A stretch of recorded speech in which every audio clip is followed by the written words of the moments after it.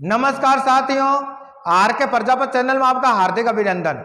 आज का जो हमारा विषय है कक्षा 10 गणित मैथमेटिक्स एनसीईआरटी का सिलेबस है और राजस्थान माध्यमिक शिक्षा बोर्ड अजमेर द्वारा संचालित कक्षा 10 की जो गणित की पाठ्य पुस्तक है उसकी प्रश्नावली है 12.3 वृत्तों से संबंधित क्षेत्रफल, जिसका प्रश्न नंबर 14 है। ए बी और सी डी केंद्र ओ तथा त्रिज्याओं 21 सेंटीमीटर तथा 7 सेंटीमीटर वाले दो समकेंद्र वृत्तों के क्रम से दो चाप है। देखिए आकृति, यदि एंगल ए ओ बी बराबर 30 डिग्री है तो छायांकित भाग का क्षेत्रफल याद कीजिए। बहुत अच्छा क्वेश्चन है, बोर्ड एग्जाम और कंपटीशन एग्जाम की दृष्टि से महत्वपूर्ण है, इसलिए अच्छे से इसको समझना। प्रश्नानुसार हमें एक आकृति दे रखी है और आकृति के अंदर ए बी और सी डी दो चाप है, यानी ए बी और सी डी दो चाप है जिसका केंद्र बिंदु ओ है, यानी केंद्र बिंदु ओ से 21 सेंटीमीटर त्रिज्या से एक चाप काटा जाता है एपी और केंद्र बिंदु ओ से 7 सेंटीमीटर त्रिज्या की सहायता से एक चाप सीडी काटा जाता है।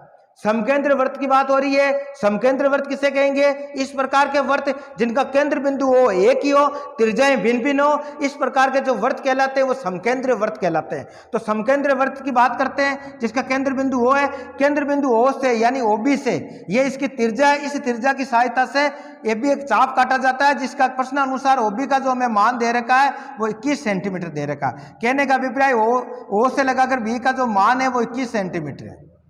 तो 21 सेंटीमीटर त्रिज्या की सहायता से एक चाप ए बी काटा जाता है। इसी प्रकार ओ सी यानी इस ओ से सी जिसका मान 7 सेंटीमीटर दे रखा है, यानी 7 सेंटीमीटर त्रिज्या की सहायता से केंद्र बिंदु ओ से एक चाप सी डी काटा जाता है।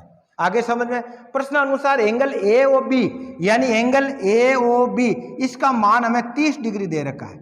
आगे यहां तक समझ में आपके। अब इसके अंदर पूछ रहा है कि जो छायांकित भाग है उसका क्षेत्रफल याद करना है। तो इस आकृति को नोट करो। इस आकृति के अंदर दो तिर्यखंड बन रहे हैं। दो तिर्यखंड कौन कौन से बन रहे हैं? एक बड़ा तिर्यखंड बन रहा है कि ओ बी ए, एक बड़ा तिर्यखंड बन रहा है। दूसरा तिर्यखंड बन रहा है छोटा तिर्यखंड ओ डी सी। आगे समझो आप, इन दो तिर्यखंडों की त्रिज्याएं भिन्न भिन्न है। छोटे तिर्यखंड की त्रिज्या 7 सेंटीमीटर है और बड़ा जो तिर्यखंड बन रहा है उसकी त्रिज्या 21 सेंटीमीटर है। लेकिन जिनका केंद्रीय कोण थीटा वो 30 डिग्री दोनों का समान है कि समकेंद्र वृत्तों की बात हो रही है। तो हम क्या करेंगे, जो बड़ा तिर्यखंड है, बड़ा तिर्यखंड का जो क्षेत्रफल आएगा उसमें से छोटे तिर्यखंड का जो क्षेत्रफल है वो माइनस कर देंगे तो हमें अभिष्ट छायांकित भाग का क्षेत्रफल प्राप्त हो जाएगा। आगे समझ आपके। तो हम लिखेंगे प्रश्न अनुसार। अब इस क्वेश्चन को हल करते हैं तो हम लिखेंगे हल, प्रश्न को हल, यह हो गया हल। हल में लिखेंगे प्रश्न अनुसार बड़े तिर्यखंड। क्या लिखेंगे भाई? बड़े तिर्यखंड। और बड़ा तिर्यखंड कौन सा है इस आकृति के अंदर देखो आप, वो है ओ बी ए। तो हम लिखेंगे ओ बी ए की त्रिज्या कैपिटल आर से दे देंगे। त्रिज्या आर बराबर लिखेंगे, क्या लिखेंगे भाई? ओ बी का मान, ओ बी। और ओ बी का मान प्रश्न अनुसार कितना दे रखा है? 21 सेंटीमीटर, 21 सेंटीमीटर। आगे यहां तक समझे। इसी प्रकार लिखेंगे हम छोटे तिर्यखंड। और छोटा तिर्यखंड आकृति में कौन सा बन रहा है उसका नाम दे दो, तो हम लिखेंगे छोटे तिर्यखंड ओ डी सी। तो हम लिखेंगे ओ डी सी की त्रिज्या। छोटा तिर्यखंड है तो त्रिज्या हमने स्मॉल आर द्वारा प्रदर्शित कर दी, तो स्मॉल आर बराबर आ जाएगा आपके 7 सेंटीमीटर। आगे समझ में। और एंगल लिखेंगे केंद्रीय कोण। इन दो तिर्यखंडों का जो केंद्रीय कोण बनेगा, क्या लिखेंगे भाई?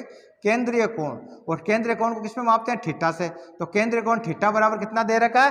30 डिग्री दे रखा, तो हम लिख देंगे 30 डिग्री। आगे यहां तक समझ में। तो प्रश्न अनुसार बड़े जो तिर्यखंड है ओ बी ए की त्रिज्या आर बराबर 21 सेंटीमीटर है और छोटे तिर्यखंड ओडीसी की जो त्रिज्या स्मॉल आर द्वारा प्रदर्शित करेंगे वो 7 सेंटीमीटर है और केंद्रीय कोण थीटा वो आपके 30 डिग्री है प्रश्न अनुसार। आगे समझे। तो अब हमें क्या करना है? छायांकित भाग का क्षेत्रफल याद करना है। और छायांकित भाग का क्षेत्रफल याद करने का सूत्र क्या होगा? मैंने आपको बताया, बड़े तिर्यखंड का क्षेत्रफल माइनस छोटे तिर्यखंड का क्षेत्रफल माइनस कर देंगे तो हमें छायांकित भाग का क्षेत्रफल प्राप्त हो जाएगा। तो हम इसको इस प्रकार लिख सकते हैं। हम लिखेंगे छायांकित भाग का क्षेत्रफल।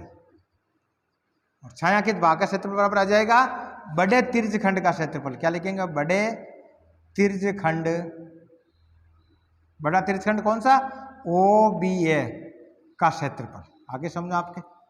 माइनस क्या करेंगे इसमें? लिखेंगे माइनस छोटे तिर्यखंड। और छोटा तिर्यखंड कौन सा है उसका नाम दे दो। छोटा तिर्यखंड है हमारे ओडीसी, ओडीसी का क्षेत्रफल। आगे आपके समझ में। अब इसको आगे सरल करेंगे तो हम लिखेंगे बराबर बड़े तिर्यकखंड का क्षेत्रफल। बड़े तिर्यकखंड का क्षेत्रफल निकालने का सूत्र क्या होगा भाई कि pi capital R square theta बटावा 360 डिग्री। अब लिखेंगे माइनस छोटे तिर्यकखंड का क्षेत्रफल।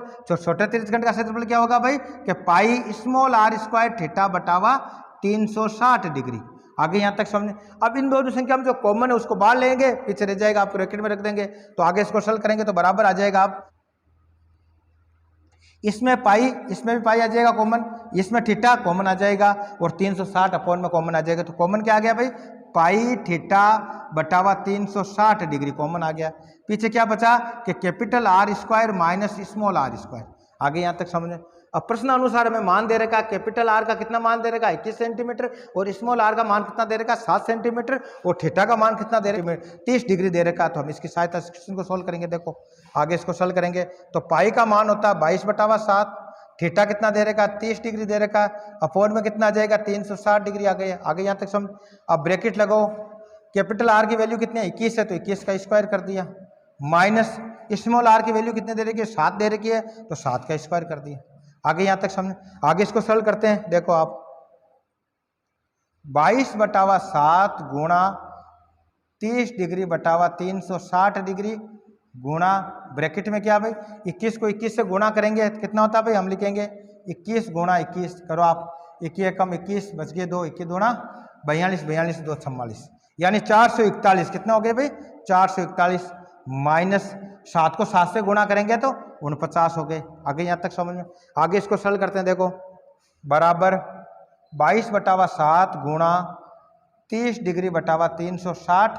अब इसमें देखो आप 441 में से 49 माइनस करना, करो कितना आएगा भाई 441 माइनस 49 कर दिया आपने। बाकी एक में जाएगा उधार लिया 11, 11 में से 9 गए बच गए 2, यहाँ हो गया 3, 3 में से 4 जाएगा नहीं, एक उधार लिया 13, 13 में से 4 गए बच गए 9, यहाँ बच गए 3, 392। कितना हो गया भाई 392। आगे यहाँ तक सुन।